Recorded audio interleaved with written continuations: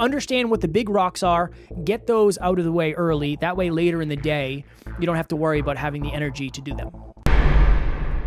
This podcast in and of itself, with Kevin and I on these microphones, is the best use of our time with the most important objective of succeeding in business and impacting people. We impact more people from these microphones than we can in anything else that we do. Next Level Nation! Welcome back to another very special, as always, NLU Weekly Live Podcast. Week number 114, you have the ghost of Jeff Past and Jeff number 2, my Wi-Fi be Jeffin'. And as you know, we try to show up no matter what, so you're not going to see me, but you will hear me. This is good. Now, but the truth of the matter is we're having some technical issues, and we want to show our core value of consistency. Yes, we could postpone this, but we don't want to. We want to show up and we want to fail forward. Fail often, fail forward, and learn from it every single time. So we're going to figure out what went wrong after this. But until then, we are going to show up and add the value. So, Kev, I'm probably driving a little more than usual because obviously... Yeah, I would say that's probably a good idea. At some point, what I'll try is I'll try to just pop back in like this, and we'll see. I'm here, just so everybody knows I'm here. I'm in the studio, but for some reason the Wi-Fi is jeffing, and I want to make sure that the audio video quality on my end are high quality. So if it jeffs, I will turn off, but for right now, it looks smooth on my end. You seem good right now, honestly. You seem good. Jinx it. You can start. That way, in case something goes wrong, at least we have a strong start. Okay. So week 114 is about how to better prioritize your time. So when I'm on a coaching call, I often say every one of us only has 3 human resources. We have time, we have energy, and we have money. Time is finite. Energy and effort, which is the second category, is semi-finite, and then money is technically infinite, and I'll go through it quickly. So time is obviously finite because you never get any back. Effort and energy is semi-finite. If I do 5 push-ups today, I can potentially do 7 tomorrow. I can potentially do 10 the next day. So energy and effort actually can increase over time in terms of focus, willpower, all that kind of stuff. And then you've got money, which is technically an infinite resource, okay? The very first $1 trillion company was Apple a couple years ago, and now many companies have passed the $1 trillion mark. And so essentially what this episode is about is your most valuable resource by far is time, and we want you to optimize for time. And the very first point that I have here is identifying your most important objective. So every single department in our business, every single client that I coach, every single NLU team member, I'm creating and I'm helping them co-create what is their most important objective. What do you want out of this coaching? What do you want me to help you achieve? Because you can't really prioritize your time if you don't know what you're trying to achieve. So a simple example of that might be if your goal is to build muscle, going and doing weight training is really good use of your time. If you're trying to burn fat, cardio is a really good use of your time. But if you're trying to build muscle, cardio isn't necessarily the best use of your time. So you actually cannot know what the best use of your time is unless you know what the most important objective is. And so if you're a marathoner, cardio is probably the best use of your time. If you're a bodybuilder, weight training is the best use of your time. But you can't know which is which until you know what's the objective that you're trying to achieve. So number one for me is identify your most important objective. What is it that you actually are trying to achieve?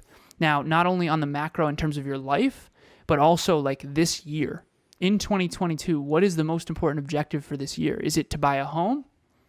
Is it to start a business? Is it to start a podcast?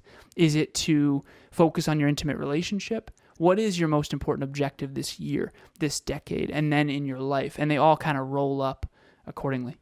My most important objective is to get Wi-Fi. That doesn't jeff me after they come out 25 times. So that's just a little bit about me. So if you have ever moved from one place to another, you know how much of a giant pain in the butt that can be. But you can be very strategic about that. And what I mean is this. Imagine if you had a very, very, very big house and you have 3 truckloads of stuff that you have to move. and you get a start early in the day and you get everything loaded into the trucks and you drive to your new home and you realize, you know what, we only have 4 hours until it gets dark and it's supposed to start raining tonight. What are you going to move in the house first? You're going to move in the most important, quote unquote, biggest dominoes. So if you plan on staying in that house that night, you're going to have to move in the bed. You're going to have to move in some sort of lights. You're probably going to want to move in any food that you may have brought, put it in the fridge. You're going to go to the necessities. You're going to go to the most important things that you have. I think that you should treat your day in a similar manner where, and just as an example, Alan and I work in the same office every single day at our homes. So when I wake up, I can figure out, okay, what are the most important things that need to get done today, and we'll talk more about that, right? That's what we're talking about today. But what are the biggest things? What takes the most time? What is the perceived biggest pain in the butt? I know for me, Alan, tracking our finances is the biggest pain in the butt for me because it requires multiple steps. And then I have to screenshot a bunch of stuff and then send an email, where posting on social media is pretty easy. Right? It's not that difficult. I can do that while I'm making coffee in the morning. So I tend to try to track our finances as one of the first things I do in the morning because I'm trying to get the stuff out of the way that I know will take more time later that I might not have, right? So imagine you're moving and you only have those 4 hours. If you start taking stuff out that doesn't matter that much, you might not have time to get to bed before it starts raining. And then you're going to end up with a terrible night's sleep. I try to set my day up in that way as well, where after Alan and I get done with this, the last thing I want to have to do is something massive. I don't want to have to do a project at 7:30 at night. Maybe posting on social media. Sure. Again, I can do that pretty easily. Maybe I try to send a follower video every day to somebody who follows me. That's pretty easy, right? Those are things that you can do in a couple of minutes. But knock the stuff out that seems like it's the biggest pain in the butt. It takes the most amount of time and it takes the most amount of perceived energy. The stuff that when you get to the end of the day, you're just thinking to yourself, there's no way I'm going to do this right now. I'm not going to do this right now. I'm not going to record 7 episodes at 8 o'clock p.m. I want to do that first thing in the morning. So understand what the big rocks are. Get those out of the way early. That way later in the day, you don't have to worry about having the energy to do them. And notice there that when Kevin used that story of the moving, the most important objective was sleeping in that house that night. So you move the bed first. So you need to know what's the most important objective. If the goal wasn't to stay at that house that night, then obviously it doesn't really matter to move the bed yet, right? So it's all predicated on the goal. And I think, Kevin and I talked about this earlier, I think a lot of people want to believe that having clear specific goals aren't that important. But if you don't have a clear specific goal, you actually cannot optimize for it. You cannot prioritize. If you don't know that the goal is, okay, we're going to move these 3 trucks worth of stuff into the home and we're going to stay in the home tonight, now all of a sudden the bed becomes a priority. The food in the fridge becomes a priority. All those things, it changes everything you do and don't do. It changes everything that you prioritize. And one more thing here too, how to better prioritize your time. You cannot prioritize your time well if you don't know what your top priorities are. And even priorities, plural, is actually a misnomer. Priority was originally singular. I remember we interviewed Steve Ryder, and I was asking him how he keeps his priorities straight. And he said, well, the first thing is priorities is already a misnomer. There's only ever one priority. So right now, Kevin and I's priority is this live podcast. But you better believe if something was wrong with Tucker or with Emilia, immediately my top priority would become them. And everything I do and don't do is predicated on that priority. And so you have to understand what your top priority is first. And so everyone asks themselves right now, what is my top priority in life? Is it family? Is it my health? Is it fitness? Is it sleep? Is it brain health? That's Emilia's. Emilia's top priority is her brain health.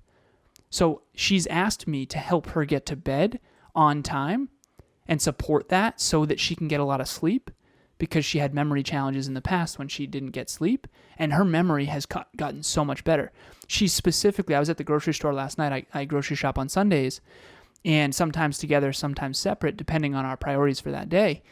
And she always wants blueberries. Blueberries are apparently very, very good for your brain health. So like whenever we run out of blueberries, she's very quick to go get blueberries. because she's optimizing for brain health. She's prioritizing for her top priority. So that's my second point here is, what is your top priority? What's your most important objective? And then what's your top priority? Another way to answer this is, what's your most important core value? Is it friends? Is it family? Is it business? Is it mission? Is it fitness? Is it health? Is it brain? You have to understand your order of importance. And if you don't, here's a good place to start. From 0 to 10, how much do I value fitness? From 0 to 10, how much do I value my intimate relationship? From 0 to 10, how much do I value family? From 0 to 10, how much do I value my business or my career? And a lot of us are very much wandering around trying to prioritize our life when we aren't really that clear on what is our top most important priority. I just got a text from my mother, and she asked me if I was going to go to one of my cousin's graduation parties. And I don't know yet. I got to check my calendar. And if there's something on my calendar that is of a higher priority, like this weekend we have the Next Level Hope Foundation event, then the answer is going to be no. But that's why you have to check your calendar. And again, how to better prioritize your time. Where you invest your time is the biggest indicator of what you truly value. And if you are outside of alignment with, if you're saying you value this at a level 10, but yet it's only getting 2 of your time, then obviously you're confused or maybe don't have enough clarity. Are we going fishing after the Next Level Hope Foundation I would love to. event? Throw it on the calendar, son. Mm-hmm. Throw it on the calendar. So it'll depend on figuring out when this grad party is. That's true, but fishing, it's kind of a big deal. You know what I mean? You and Big I in priority. person, you know what I'm saying? Top priority. So Alan and I obviously have a brand and a business and a team and a podcast, and everything really for us revolves around technology. But there are some things, in my opinion, that technology, I won't say can't replace, but shouldn't replace yet. So I have a whiteboard next to me. I would slide it over if you could see it, but I'd probably knock everything over. It would be a whole thing. So you have to categorize. You have to organize your priorities. And I know Alan just said there's only one, so we'll just say tasks. You have to organize your tasks. So for a long time, I had a giant list of to-dos, or I call them turtles, my turtle list. I had a long list of turtles on Google Docs. And every single morning when I woke up and got in the office, one of the first things I would do is open Google Docs, and I would and I would look at what has to be done for the day. Alan then got me on Google Tasks, and that's a ripe piece of crap. No offense to Google. It's not in your line of sight. And if it's not in your line of sight, it's not going to get done. Now, again, you can't see it because this is the back of it. But I literally have this pointed at me throughout the entire day. And what I do, and Alan, I'd like your take on this because I know you do it a little bit differently. But on Monday, I will literally look at my to-do list and I'll say, okay, these are the things that I need to get done this week. These are time marked. If I don't get these done, things are jeffing. I'll write the entire list on my whiteboard. And then as I go through the week, I'll kind of treat it like Tetris, where it's, okay, I have 4 hours. I have a 4-hour block here. I'm going to do this, this, this, and this. Okay, I have an hour today. I'm on 6 podcast interviews. I only have an hour. All right, let me book the doctor's appointment and dentist appointment. All right, cool. I can get those done. And then I kind of go through my week as a giant Tetris game. Now, it works really well for Alan and I because we're in the same studio every single day. And I have this whiteboard next to me. I would put a dedicated whiteboard up in whatever space that you work. Because if you have something on your phone, you're probably not going to look at it long enough for it to make sense or for it to have an impact on you. I have a giant to-do list on Google Docs, but I only look at it once a day.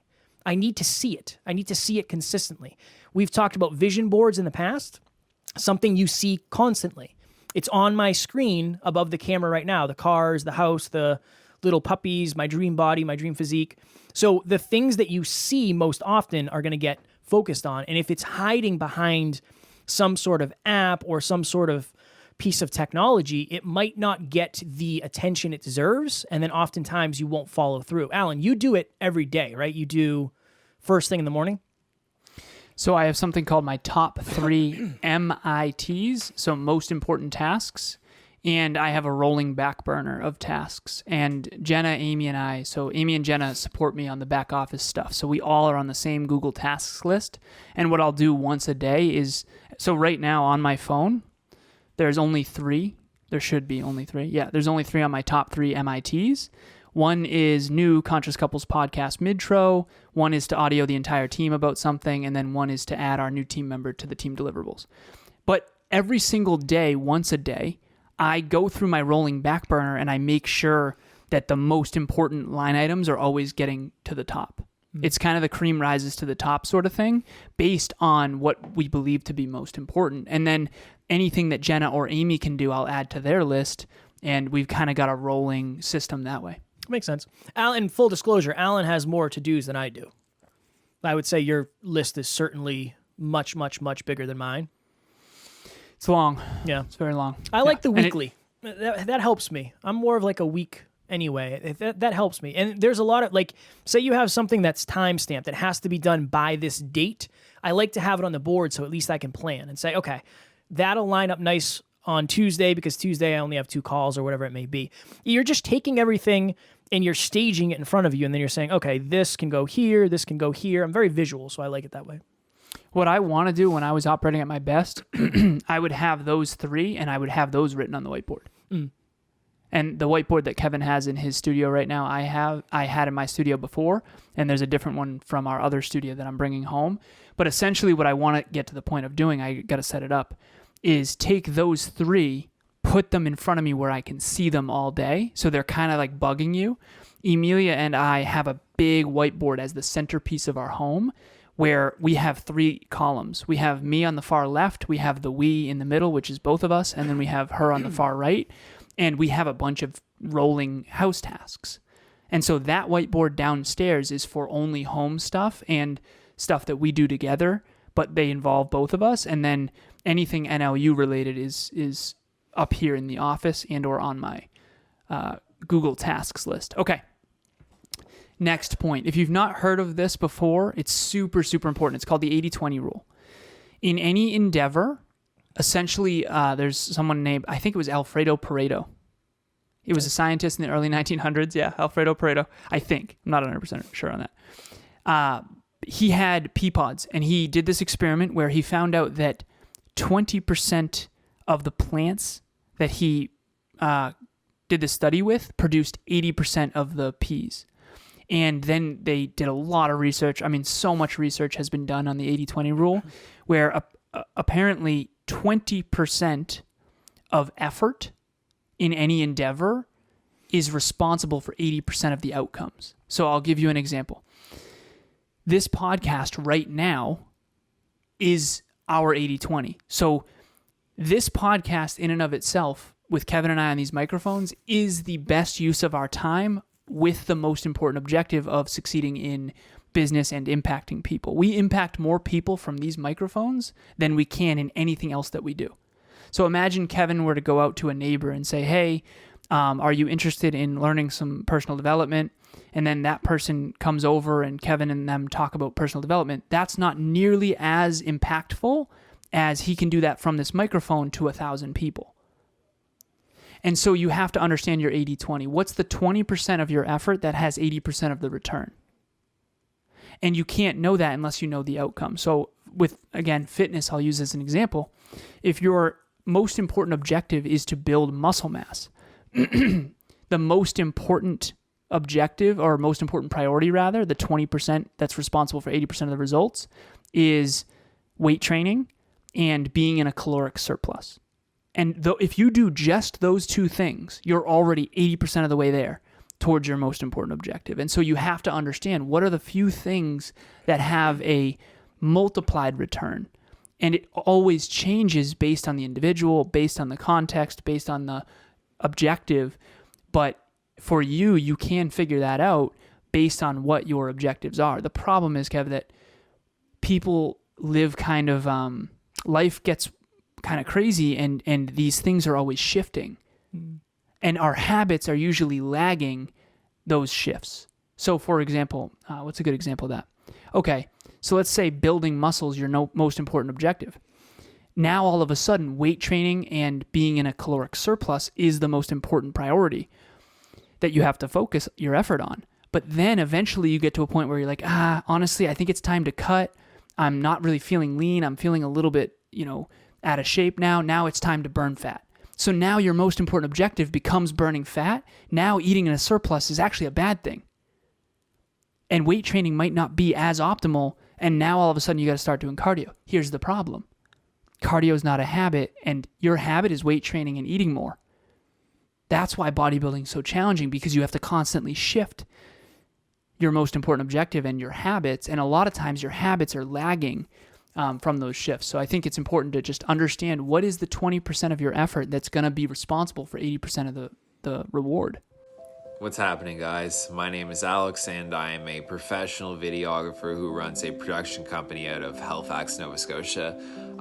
The one thing that I love about working with Alan is that right away he was able to come in and set up a system for me that makes sure that I am taking charge of my time and I'm taking the actionable steps that I need in order to progress towards my goals on a day-to-day basis. He's always been great at giving me the information that I need exactly at the right time in order to progress to the next level when it comes to my business.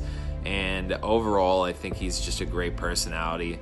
When I get off the phone with him, I always find that I am energized. I know exactly where I need to focus my attention in order to progress, and I am getting the most out of what I do with my time.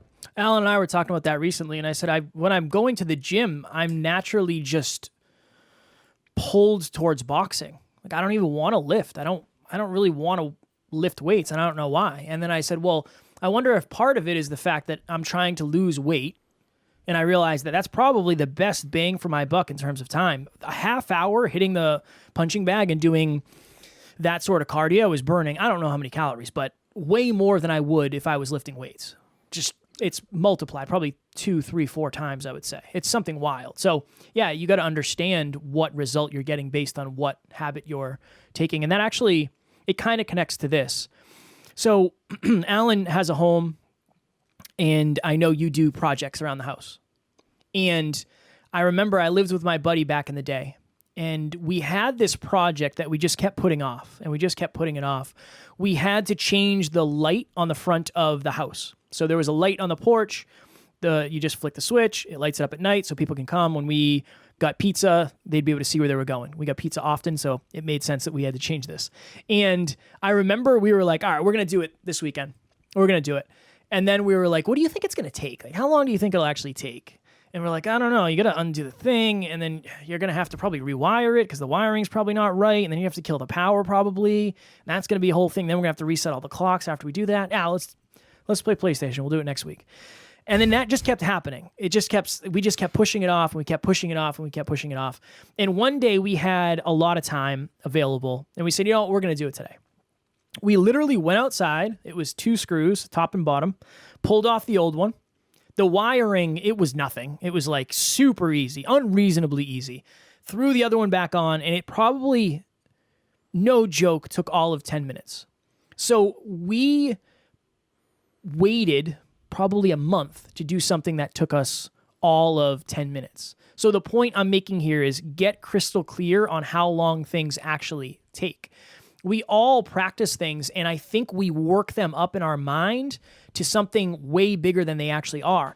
I remember when I was journaling the most, it was pretty much a page of notes.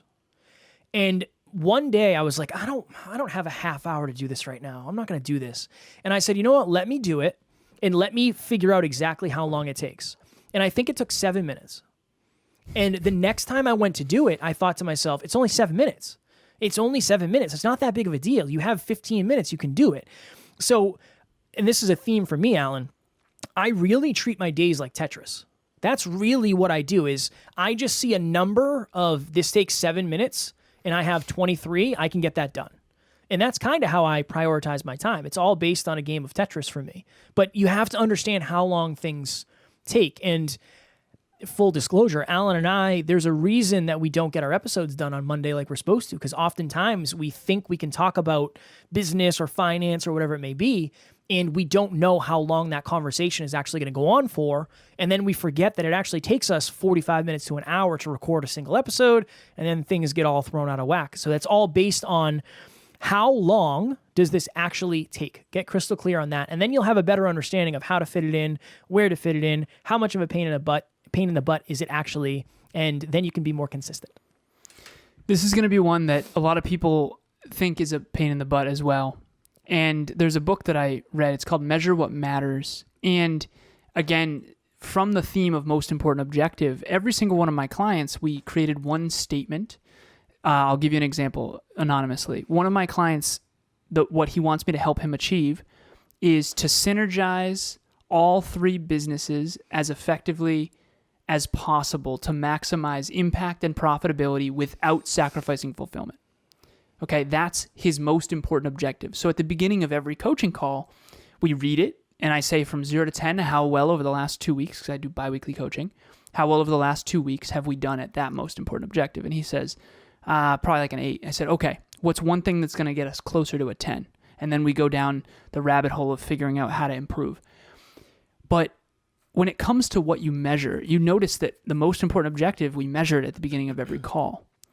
You have to know what to measure. You have to know what you're after, and you have to know what to measure.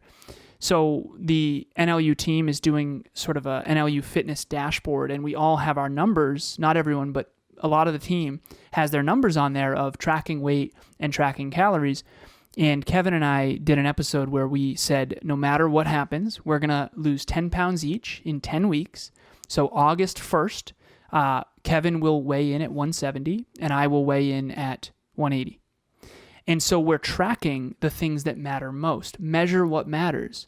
If we never stepped on the scale, how would we know if we're making progress or not towards that goal? And we also created a commitment device. If you listen to that episode, you'll know, where one of us, if one of us doesn't weigh in at least 10 pounds down by that date, then one of us doesn't get to record an episode. So you might end up seeing a solo episode or no episode, depending on how quickly we can stop eating pizza. I'm kidding. But the point here is, what's the most important measurement towards the most important objective? With that client, to synergize all 3 businesses, okay, well, obviously we have to know whether we're winning or losing at each business. Okay, what are we measuring? Impact? Okay, he has a podcast. Okay, awesome. How many listens is a good measurement for the impact of a podcast? So we had one, we're very grateful last week, we had one day that was above 3,000 listens.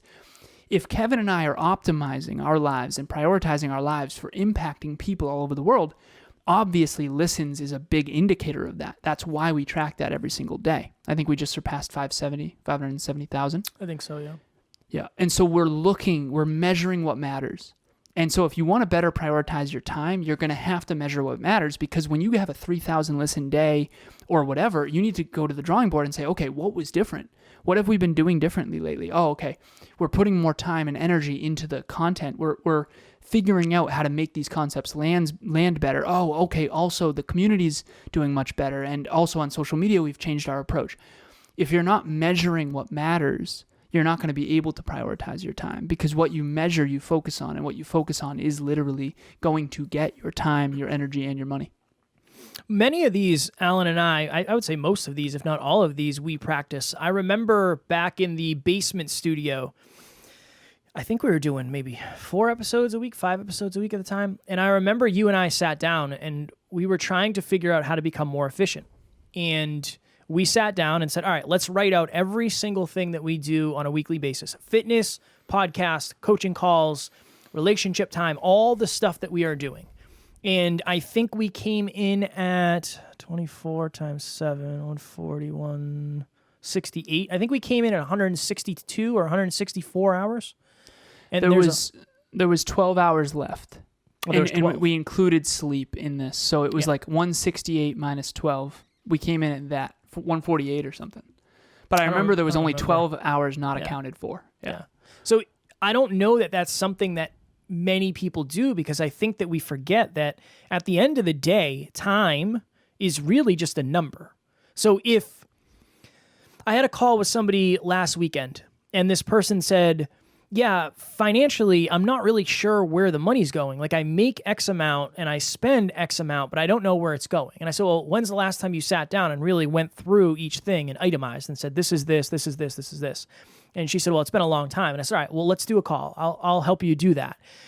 But if you did that with your time, you'd get very crystal clear on where your time was actually going. So if you really thought about, okay, I commute to work, it takes me a half hour. Okay, a half hour times 2. I go through Dunkin' Donuts, that takes blank amount of time. You know, when I get to work, it takes me 6 minutes to walk up. And then you can get very, very, very clear on, okay, where did my day go? If you got to the end of the day and I said, I want you to take me through your day, theoretically, you should be able to know where every minute went. Now, I know that's extreme and you don't have to get to that point, but what I'm trying to say is you have to understand where your time is actually going. So I think that when it comes to money, it's easy, right? I'm spending X amount of dollars, I'm making X amount of dollars, here's the difference. But when it comes to your time, you have to sit down and figure out, okay, I spent 2 hours on this. Was that worth 2 hours? Was that time actually worth, or was the result actually worth, or was the experience actually worth the amount of time I spent on it? So Alan and I did a time audit. We realized, okay, we have extra time for this. We really don't have time to do these things that we're doing. It's time to eliminate those and then fill those with stuff that is more aligned with the mission. So maybe it's at the end of the week, maybe it's at the end of the day. It would benefit you very highly to sit down and say, okay, this time, all it is a bunch of numbers. There's 24 hours in a day. Where are my minutes, my seconds, my hours going? And then you can figure out how to use them in a more aligned manner, and you will be more productive, and you will be able to better prioritize your time that way. I remember Kevin and I had a whiteboard fully filled out. I think I still have an image of it. We'll have to pull that up at some point. But it was very humbling for us to go, no wonder why we are struggling. I mean, every hour on the hour is accounted for something. And it's really important to know where your time is being invested, which brings me to my next point, which is your genius zone. What Kevin and I identified with that time audit is, honestly, we are not doubling and tripling down on our genius zone. And a good example of this is Michael Jordan playing basketball is much more valuable than Michael Jordan playing baseball. He played baseball for a time. Okay, and maybe if he likes baseball more, maybe it's not to him. But in terms of the market, obviously the world would rather see Michael Jordan playing basketball than baseball, and the market showed that. So if you don't understand what your genius zone is, it's going to be very hard to maximize your results, maximize your impact, maximize your profitability, maximize your value. So Kevin and I both have 2 different genius zones, but they're also very similar. So my genius zone, we figured out later, we didn't know this originally, is one-on-one coaching. That's the one thing where when I double and triple and quadruple down on one-on-one coaching, coaching the team, coaching relationship talks, coaching next level business solutions, coaching, everything proliferates much more. For Kevin, it's podcasting.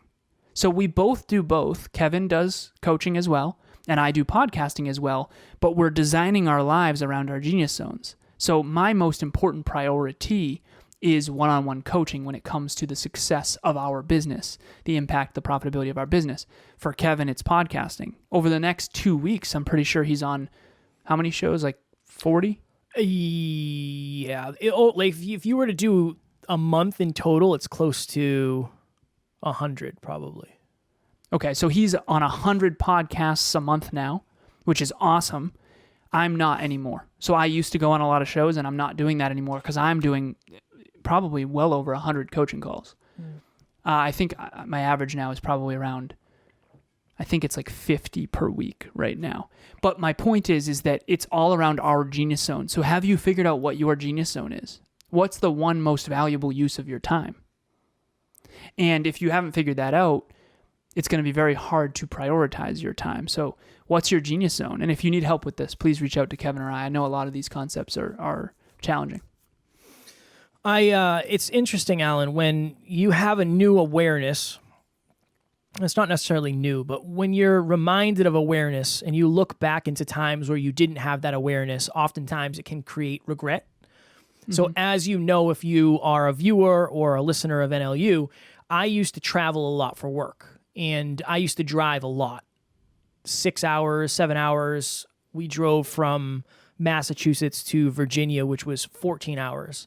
And I never a single time ever listened to anything educational on any of these rides. Never.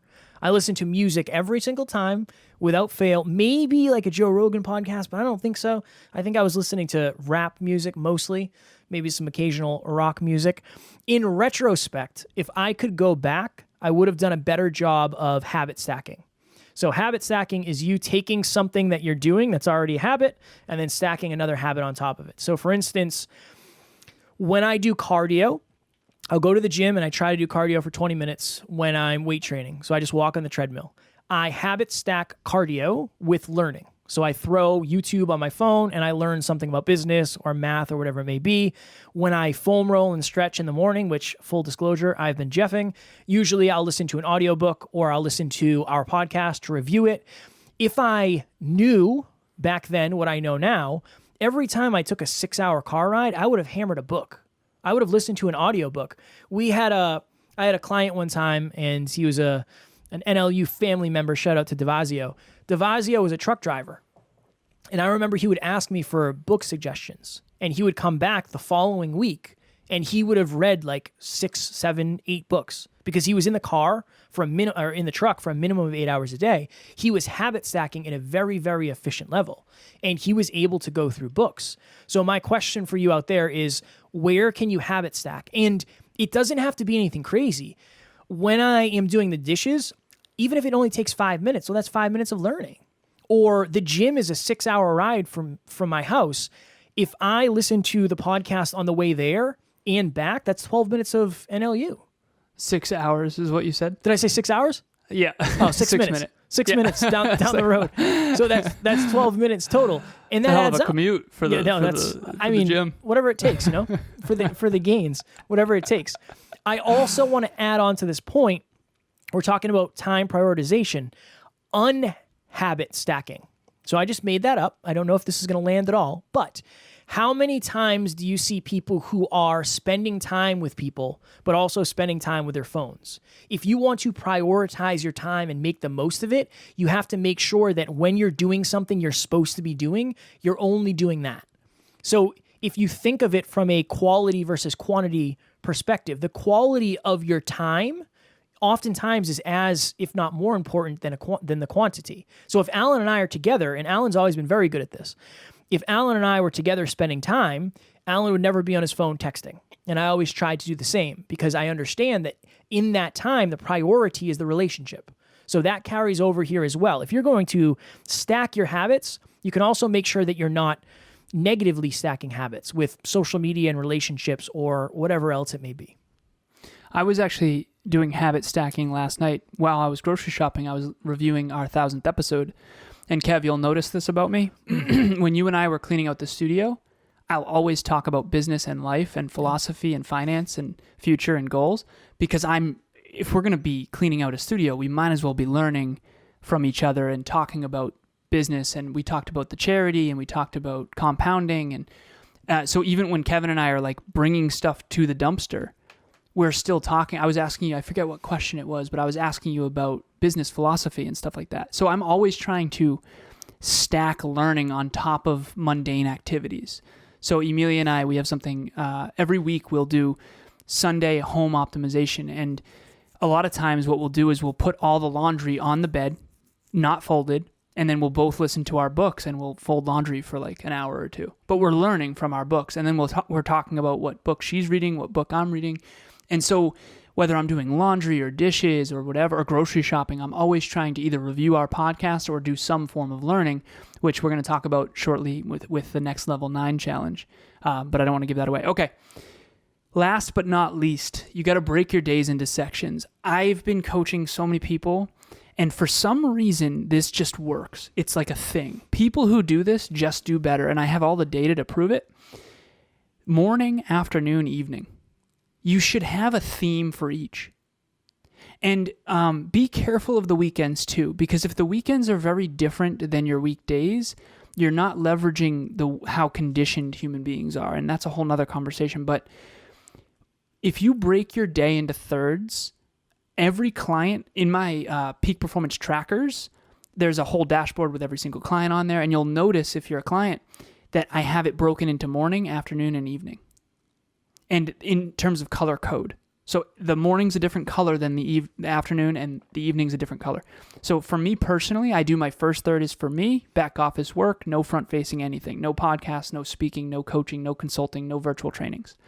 Second third is for service, coaching, podcasting, speaking, virtual trainings, team meetings, department meetings, front-facing, other individuals. Third, fitness, food, and family, in that order. Sometimes Amelia comes to the gym with me, sometimes she doesn't, but those are the 3 F's of my evenings. Pretty much every evening is the same. Pretty much every morning, every afternoon, and every evening are very, very similar. They're not the same. I don't eat the same foods. I don't do the exact same workouts, right? And we don't watch the same movies or do the same things for R&R and family time and quality time. Sometimes we take Tucker for a walk. Sometimes we watch a movie. Sometimes we hang out and have deep conversations. But the rhythm is the same. Your daily rhythm needs to be and feel like a rhythm. It's really, really important. So break your days into sections. I know that Kevin has his broken into health in the morning, wealth in the afternoon, and then love in the evening. And that's what we try to do at NLU, is break these things into sections so that we can take these crazy, complex lives and make them simple enough to where we can actually focus on the important things and make sure that we're not giving level 10 effort to level 2 things. And the last thing I'll say about breaking your days into sections, the clients that do that, I'm telling you, they do better. They are far more consistent. There's something about knowing, okay, the morning's over, this is what I do in the afternoon. Your body remembers, and there's a lot of science behind that too in terms of neuroscience, but break your days into sections. #science. Mm-hmm. Next Level Nation. As you can see, if you're watching this live, if you're listening, you will not know what I'm talking about, but I will tell you, our 7th round of group coaching starts on July 12th. A lot of people take the summers off, not just from work, not just from school, but from their goals. And you got to understand, if you're taking time off, you are losing a ton of momentum and a ton of opportunity. So join us. It'll be you and 9 other amazing people. Bi-weekly calls with Alan and myself. You'll be on the app. You'll be tracking your habits. You'll be the most fulfilled, aligned, successful version of yourself. And we would love to help you do that. There are payment plans to make it even more affordable. And if you can't make the calls, we do record them in a private group for the members of group coaching only. So please join us. We would love to have you in our 7th group. Also, Kevin and I are very excited to announce this. We already announced it, but this is another iteration of that. For episode 999, if you haven't listened to it, go back and listen to it. We started a challenge called #NextLevel9. So if you don't know what to do every day, you hear us talking about PPT and habits and all that kind of stuff, you feel like you're doing your growth journey alone, you don't have a supportive community, we'll help you stay accountable. That's what the Next Level 9 was created for. So there's no judgment if you fall off. We're focused on progress over perfection on this. And essentially what it is we came up with 9 habits, 3 under health, 3 under wealth, and 3 under love that we're going to be doing every single day. It starts you off on the app. You do 3 habits for 2 weeks, then you jump to 6 for 2 weeks, then you jump to 9, and it will stay at 9. So for episode 999, we're doing the #NextLevel9 challenge. Kevin and I will be screenshotting it, posting it on our stories, tagging each other. If you want to join us, please listen to episode 999, which Amy already put in the comments and will be in the show notes as well. Everything you need to know is in there. You'll get onboarded on the app. Do it sooner rather than later because momentum is being lost.